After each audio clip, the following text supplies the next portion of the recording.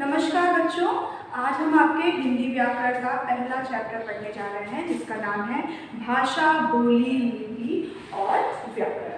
बच्चों, हम इस चैप्टर में भाषा के बारे में, बोली के बारे में, लिपि के बारे में और व्याकरण के बारे में जानेंगे। सबसे पहले हम जानेंगे भाषा के बारे में। भाषा क्या है? तो बच्चों, भाषा अपने विचारों को, ठीक है, हम अपने जो मन के विचार हैं वो दूसरों तक किसकी सहायता से पहुंचाते हैं? भाषा के माध्यम से। तो अपने विचारों को दूसरों तक पहुंचाने का जो माध्यम है वह भाषा है। अगर हमें भाषा नहीं आती है तो हम अपने बात को दूसरों तक नहीं पहुंचा पाएंगे। तो अपने विचारों को दूसरों तक पहुंचाने के लिए भाषा का ज्ञान होना अति आवश्यक है। जैसे कि आपको यदि कोई भाषा नहीं आती है, बाई चांस आप केरल में गए, ठीक है, आपको मलयालम नहीं आती है, तो क्या आप अपने बात को दूसरों तक बता सकोगे? नहीं बता सकोगे। तो विचारों को दूसरों तक पहुंचाने के लिए भाषा का आना बहुत ज़रूरी है। और भाषा जो है वो भाषा के दो रूप होते हैं। भाषा के दो रूप होते हैं। कौन कौन से? पहला है मौखिक भाषा और दूसरा है लिखित भाषा। यानी कि भाषा को हम दो रूप से दूसरों तक पहुंचाते हैं। पहला है मौखिक, दूसरा है लिखित। मौखिक भाषा क्या है? जब हम अपने विचार बोलकर दूसरों को समझाते हैं और दूसरा उसको सुनकर समझता है तो वह भाषा का मौखिक रूप कहलाता है। समझ में आया? जैसे कि टेलीफोन पे बात करना, समाचार सुनना, ओके। और यदि हम लिखकर अपने बात को दूसरों को दिखाते हैं और दूसरा उसको पढ़कर समझता है तो वो भाषा का लिखित रूप कहलाता है। जैसे कि व्हाट्सएप, ईमेल, पत्र लिखना, एग्जाम में आंसर लिखना, तो यह भाषा का लिखित रूप है। इसमें क्या होता है? हम अपने विचार लिखते हैं और दूसरा उसको पढ़कर समझता है। एक और भाषा का रूप है वो है सांकेतिक भाषा। सांकेतिक भाषा क्या होता है? संकेतों द्वारा हम अपने विचार को दूसरों तक पहुंचाते हैं, ठीक है, जेस्चर्स द्वारा हम अपने बातों को दूसरों तक पहुंचाते हैं और दूसरा उसको देखकर समझता है। तो यह भाषा प्रभावशाली भाषा नहीं मानी गई है, इसीलिए मुख्यतः दो रूप ही होते हैं।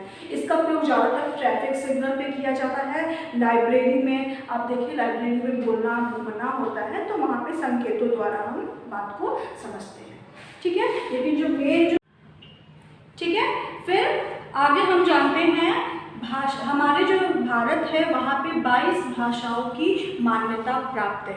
आपको पता है भारत एक ऐसा देश है जहाँ पर अलग अलग जगहों पे अलग अलग भाषाएं बोली जाती हैं। भारत ही एक ऐसा देश है जहाँ पर विभिन्न प्रकार की भाषाएं बोली जाती हैं। हमारे देश में 22 भाषाओं की मान्यता प्राप्त हैं। कौन कौन सी है? हिंदी है, कश्मीरी है, डोगरी है, उर्दू है, पंजाबी है, असमिया है, बांग्ला, ओडिया, मराठी, गुजराती, तमिल, तेलुगु, कन्नड़, मलयालम, संस्कृत, सिंधी, नेपाली, कोंकणी, मैथिली, संथाली, मणिपुरी और बोडो, ठीक है। तो ये 22 जो लैंग्वेज है वो हमारे देश में बोली जाती है और इनकी मान्यता हमको प्राप्त है, ठीक है। फिर आगे हम जानते हैं मातृभाषा। मातृभाषा किसे कहते हैं? जब बच्चा जन्म लेता है और अपने फैमिली में, अपने परिवार में सबसे पहले जो भाषा सीखता है वो उसकी मातृभाषा कहलाती है। जन्म के बाद बच्चा जो सबसे पहले भाषा सीखता है वो उसकी मातृभाषा होती है। सबकी अपनी अलग अलग मातृभाषा होती है।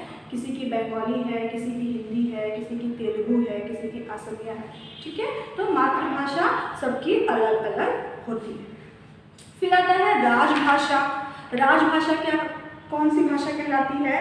जिस देश में सरकारी कामकाज जिस भाषा में सबसे ज़्यादा प्रयोग, मतलब जिस भाषा का प्रयोग सरकारी कामकाज में सबसे ज़्यादा होता है वो उस देश की राजभाषा कहलाती है। तो हमारे भारत में सबसे ज़्यादा प्रयोग होने वाली भाषा है जो कि सरकारी कामकाज में होती है वो है हिंदी। तो हिंदी हमारी राजभाषा है। समझ में आया? अगर कोई पूछता है आपकी राजभाषा, आपके देश की राजभाषा क्या है, तो वो हिंदी है। क्यों है? क्योंकि सरकारी कामकाज जो है वो सबसे ज़्यादा हिंदी भाषा में होते हैं, इसीलिए इसको राजभाषा का दर्जा दिया गया है। और 14 सितंबर को हम हिंदी दिवस के रूप में मनाते हैं। फिर आता है मातृभाषा। मातृभाषा क्या है? देश में सबसे ज़्यादा बोले जाने वाली जो भाषा है वो उस देश की मातृभाषा होती है। तो हिंदी ही हमारे देश में सबसे ज़्यादा बोली जाने वाली भाषा है, तो हिंदी हमारी मातृभाषा भी है। ठीक है, तो भाषा आपको पता चला ना कि भाषा क्या है। अपने विचारों को दूसरों तक पहुंचाने का माध्यम भाषा है। भाषा के मुख्यतः 2 रूप होते हैं, मौखिक और लिखित। फिर आपने राजभाषा, मातृभाषा और राष्ट्रभाषा के बारे में जाना। अभी हम देखते हैं बोली। बोली क्या होता है? ऐसे तो बहुत सारी भाषाएं हैं, लेकिन बोली क्या होता है ना, अलग अलग राज्यों में अलग अलग भाषा बोली जाती है, लेकिन कुछ दूरों पर, जैसे 10 किलोमीटर 15 किलोमीटर पर भाषा का जो टोन होता है वो चेंज हो जाता है, तो वो बोली कहलाती है।